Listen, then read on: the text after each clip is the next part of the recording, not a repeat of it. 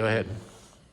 Hello everybody, it's Father Dan here at St. Agnes. Today is February the 13th, and I just want to give you a little update about our renovation project here at Resurrection Hall. As you can see behind me, the space is wide opened up. The demolition work at this point is basically finished. We are putting some final touches on the drawings and getting our building permit. That's what we're waiting for.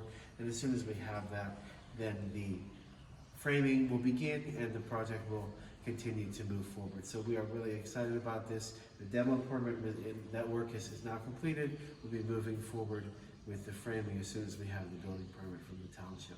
So I wanted to share that little bit of exciting news.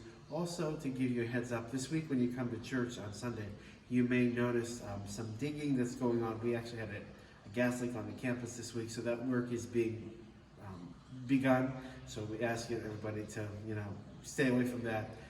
But wanted to keep you guys updated. More information about that will be in the bulletin.